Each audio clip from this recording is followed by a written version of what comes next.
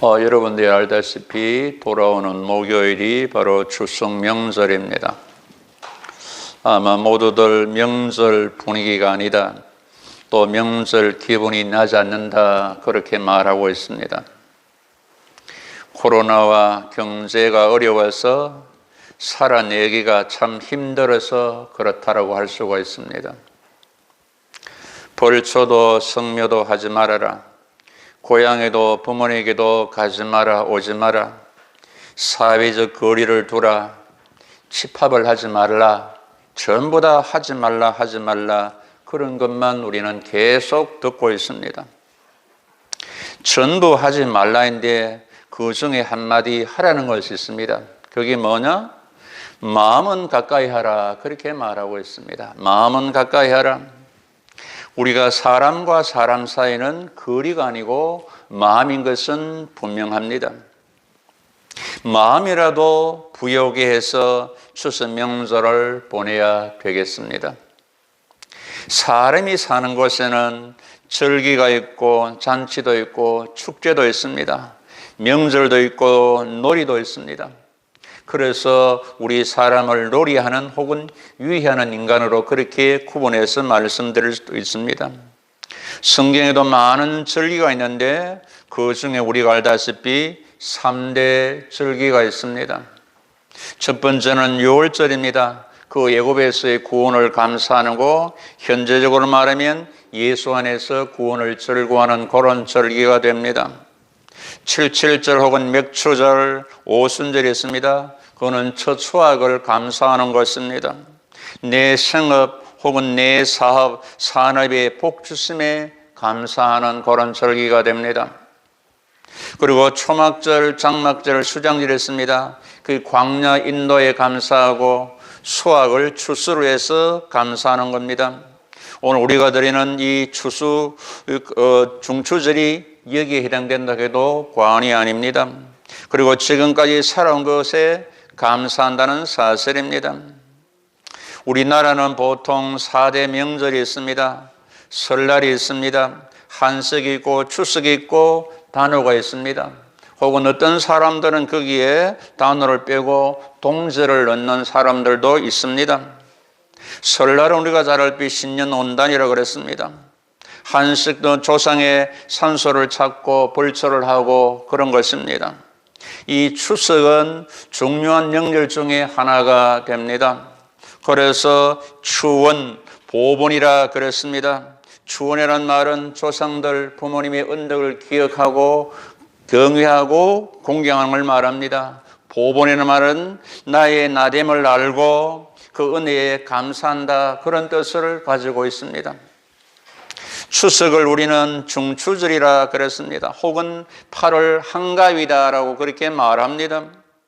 중추절은 가을을 초추, 중추, 종수로 하는데 그 중간 가을이다, 그런 의미도 있습니다. 한가위라는 말은, 한이라는 말은 크다는 말입니다. 그리고 바르다는 말입니다. 정확하다는 말입니다. 그리고 가위라는 말은 가운데 중절에서 한가운데라는 말입니다. 그리고 갚는다는 그런 뜻을 가지고 있습니다. 우리네 백성들은 본래 마음의 씀씀이가 폭이 넓고 크습니다.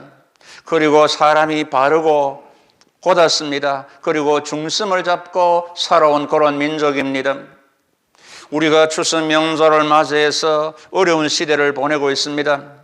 이렇게 어떻게 보내야 아름답고 의미 있는 그런 추석 명절이 되겠습니까? 오늘 주제 제목이 추석 명절 신앙입니다. 추석 명절 신앙이 어떠해야 되느냐는 말입니다. 그 해답을 우리는 이 본문 말씀 속에서 찾아보고 우리는 지켜야 된다는 말입니다. 먼저 추석 명절은 시대가 어려워도, 환경이 어려워도 감사로 맞이하고 감사로 보내야 된다는 것입니다. 원망 불평하고 세상 탓하고 그런 것이 아니라 적어도 예수 믿는 사람들은 감사하고 감사로 보내야 된다는 말입니다. 감사의 마음, 감사의 행위가 있어야 된다는 말입니다. 그래서 우리는 조상을 알고 부모를 알고 추모하며 공경하고 나의 출생과 살아옴에 살아있음에 대한 은혜에 감사가 있어야 된다는 말입니다. 10절에 여호와여 이제 내가 주께서 내게 주신 토지 소산의 만물을 가져왔나이다 하고 너는 그것을 네 하나님 옆에 두고 네 하나님 여호와 앞에 경배할 것이다. 그 경배란 말은 예배드리고 감사란 말입니다. 성경은 분명히 범사에 항상 감사하라. 그 하나님이 우리를 향한 뜻이라고 말합니다. 감사로 예배드리는 자가 나를 영화롭게 한다고 말합니다. 그 행위를 옳게 하는 자에게 내가 하나님의 구원을 보이라. 그런 구원 사건을 보여주겠다고 그렇게 성경은 약속하고 있습니다. 농부의 마음은 하늘에 감사하는 마음이기에 농심은 천심이 됩니다. 농사는 하늘에 도움이 없으면 지을 수가 없습니다. 하늘의 마음을 알아야 된다는 말입니다. 그래서 옛사람들은 비가 오지 않으면 하늘에 기우제를 지냈습니다. 하늘 무서운 줄 알았다는 말입니다. 우리는 이 추석 명절에 창조주 섭리주 하나님께 감사해야 됩니다. 하늘의 그 마음을, 하나님의 마음을 알아야 된다는 말입니다. 나를 있게 하시고 부모를, 가족을, 하늘, 땅, 물, 공기를 주시고 곡식, 과일을 주시고 지금 살아있음에 우리는 감사해야 되는 사실입니다. 원래는 냉해가 있어서 과일이 잘 안 되는데 그럼에도 불구하고 그 과일에 있어서 우리가 숨쉬고 마스크를 쓰고 있지만 공기를 마시고 있다는 이것에 감사해야 된다는 말입니다. 그러시피 65편 9절 이하에 땅을 돌봐사 물을 대어 심히 윤택해 하시며 땅을 예비하신 후에 그들에게 곡식을 주시나니 주의 은택으로 한 해를 관시우시니 주의 길에는 기름방울이 떨어지며 들의 초장에도 떨어지니 산들이 기쁨으로 띠를 띄었나이다. 초장은 양떼로 옷 입었고 꼴짝이는 곡식으로 덮였으며 그들이 다 즐거이 외치고 또 노래하니라. 삼남상을 보면서 우리는 하나님께 감사해야 된다는 말입니다. 사람은 모든 것을 주시고 모든 것을 섭리하시고 모든 것을 다스리는 하나님께 감사를 먼저 해야 된다는 사실입니다. 그리고 조상에게 부모에게도 감사해야 합니다.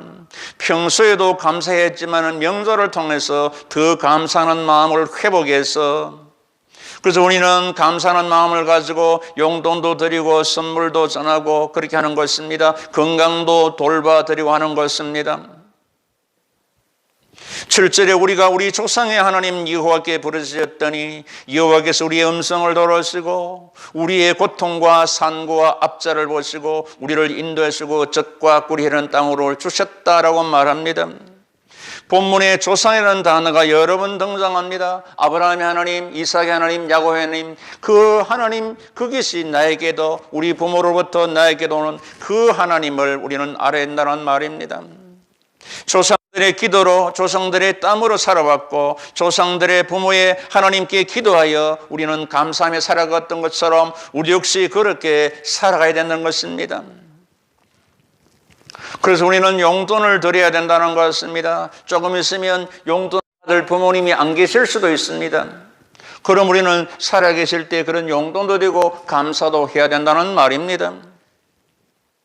그리고 가족, 형제, 자매, 친척, 이웃에도 감사해야 합니다.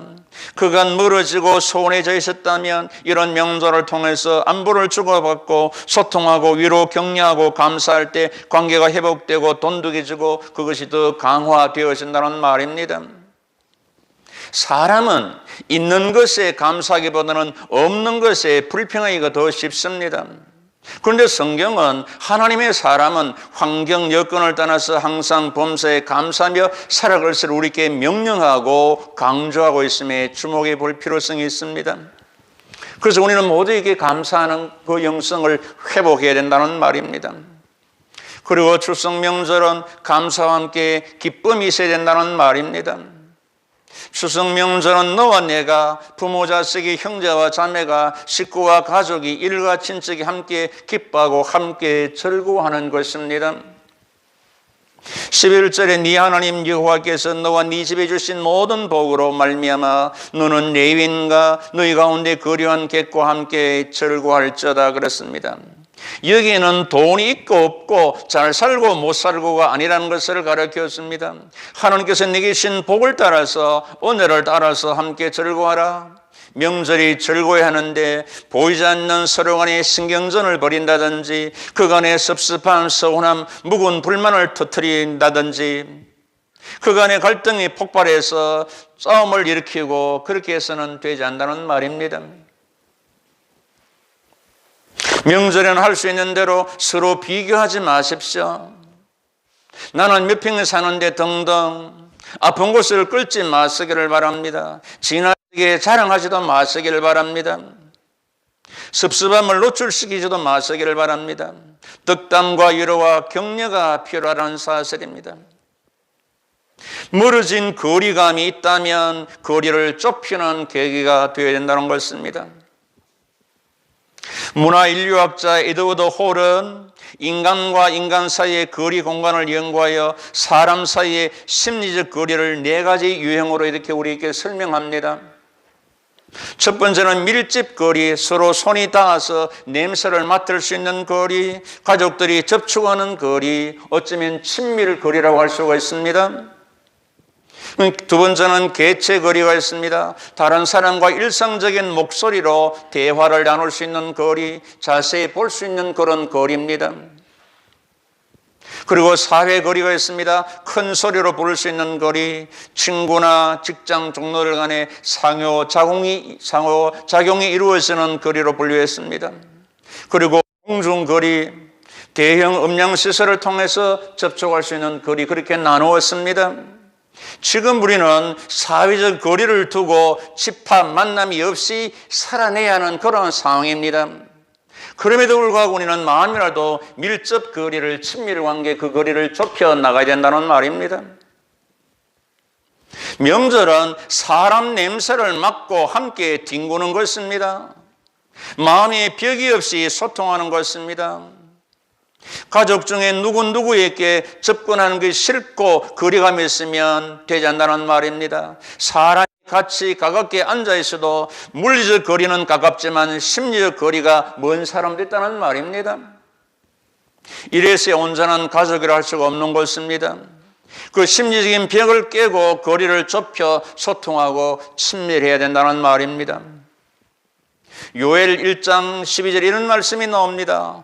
포도나무가 시들었고 무화과나무가 말랐고 석류나무, 대추나무, 사과나무의 밭에 모든 나무가 다 시들었다. 이러므로 사람의 즐거움이 말랐도다는 말입니다. 사람의 즐거움이 말랐도다. 장마, 폭우, 태풍, 코로나로 사람의 즐거움이 말랐도다. 그러나 오늘 말씀을 통하여 하나님으로 말미암아 주 안에서 즐거움을 회복하시기를 축복합니다. 여러분, 예수 믿는 즐거움이 거기 있다는 사실이 이런 것을 통해서 회복해야 된다는 말입니다.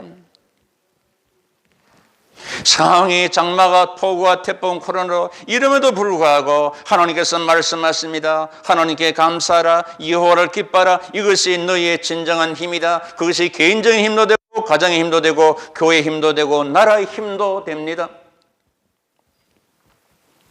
함께 감사하고 기뻐하고 즐거워할 때 영적인 힘이 되고 육신적인 관계도 건강하게 되는 것입니다. 또한 추석 명절은 나눔의 정이 있어야 됩니다. 과거 명절 때 살기 어려울 때도 담장 너머로 그릇이 오고 갔습니다. 거기에 떡도 음식도 과일이 서로서로 오고 갔습니다. 이것은 사람 사이에 정이 오고 갔다 담 넘어 갔다 했다는 말입니다. 비록 가진 건 없어도 마음은 부유했고 가난해도 심령은 풍성해서 사람 사는 멋과 맛이 있었다는 말입니다. 지금은 가진 것이 많아도 나눔의 성이 메말라가니 마음이 강팍한 겁니다. 마음에 여유가 없는 것입니다. 정서가 빈곤한 것입니다. 정서가 메마른 것입니다. 영혼이 쇠약한 것입니다. 관계가 멀어지는 것입니다. 과거는 물질이 가난했으나 그러나 마음은 풍요했습니다. 현재는 물질이 풍성합니다. 그러나 마음은 점점 빈곤해지고 있던 그런 시대를 살아갑니다. 12절 말씀에 레위인, 개, 고아, 과부, 거류민들과 함께 즐거워하라. 약자, 빈자, 병자, 이주면, 코로나 확진자 또 그 가족들과 함께 정을 나누고 즐거워하라. 저 코로나 확진돼 있으니까 저놈 나쁜 놈이래 그렇게 대적하지 마시고 그들을 불쌍히 여기길 바랍니다. 여러분, 우리도 언젠가는 걸릴 줄은 모릅니다. 여러분, 세상 말로 재수 없으면 걸린다는 것입니다. 그거는 기독교적인 용어가 아니지만 말입니다.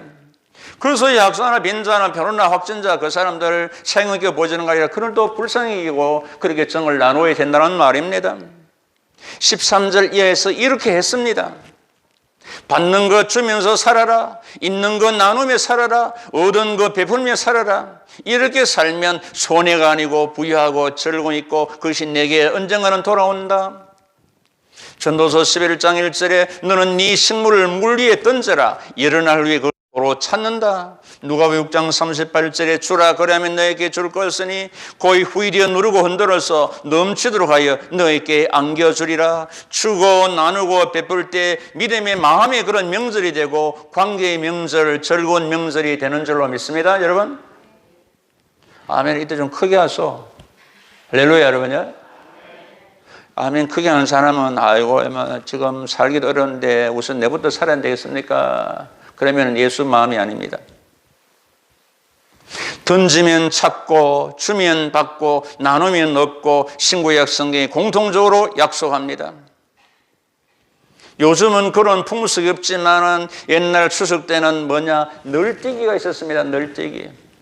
그 널뛰기를 왜 했느냐? 여자들이 바깥 세상을 보니까 널뛰면서 세상이 어떻게 돌아가는가 그걸 보는데 그래서 유래됐다는 걸 해봤는데 뭘 말하고 하자느냐? 널뛰기는 내가 높이 올려가기 위해서는 상대방을 힘차게 내려줘야 내가 올라갑니다. 그렇습니까? 예?